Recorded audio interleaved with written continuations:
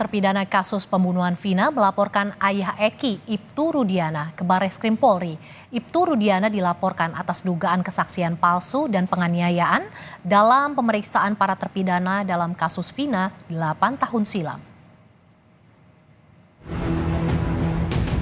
Ibtu Rudiana resmi jadi terlapor di Barreskrim Mabes Polri usai berkas pelaporan yang dilayangkan oleh para terpidana kasus Vina masuk ke Barreskrim.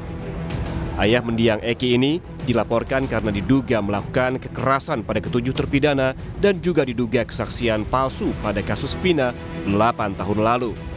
Dalam pelaporan hadir pula mantan Bupati Purwakarta yang juga saksi sidang peninjauan kembali Saka Tatal, Deddy Mulyadi.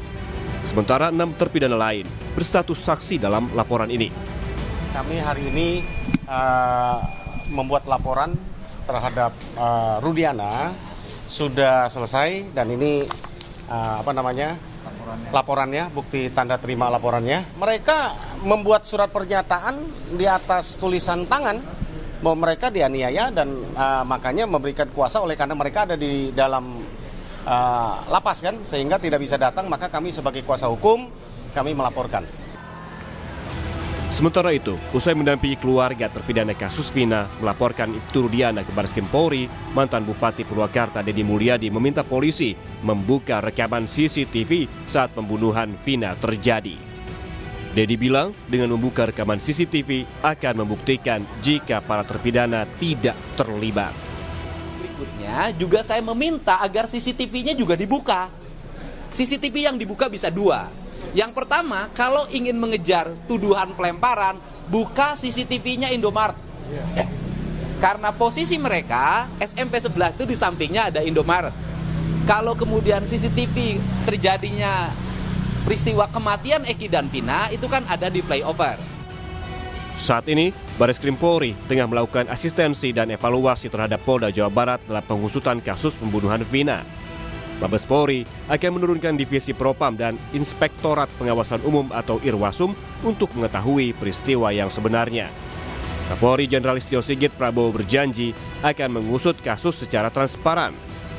Propam kita turunkan, Irwasum kita turunkan untuk melakukan pendalaman terkait dengan peristiwa yang ada. Walaupun sudah terjadi 8 tahun yang lalu ya. Pada saatnya setelah semuanya lengkap, kita akan sampaikan kepada masyarakat secara transparan tentang fakta-fakta yang kita temukan. Pengamat kepolisian Bambang Rukminto menilai pengusutan kasus Vina berputar-putar dan menambah karut-marut penyidikan. Kepolisian menurut Bambang mengulang kesalahan yang pernah dilakukan penyidik 8 tahun lalu dengan diterimanya pra-peradilan Peggy Setiawan.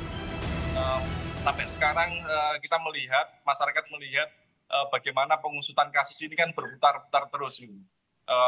Dari kesaksian yang kemudian dicabut, kemudian ada saksi yang tidak bisa dihadirkan oleh kepolisian di sidang kemarin, kemudian ada pra-peradilan yang menerima gugatan dari tersangka.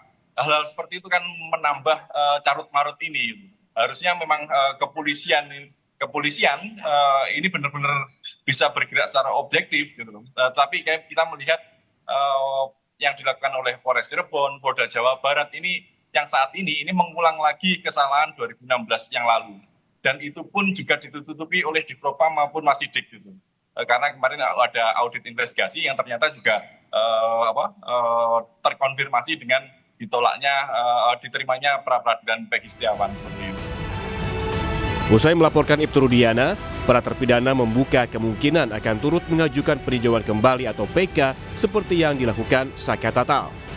Namun, PK baru akan diajukan menunggu hasil dari pelaporan ke Barreskrim sebagai bagian dari bukti baru untuk mengajukan peninjauan kembali. Tim Liputan, Kompas TV.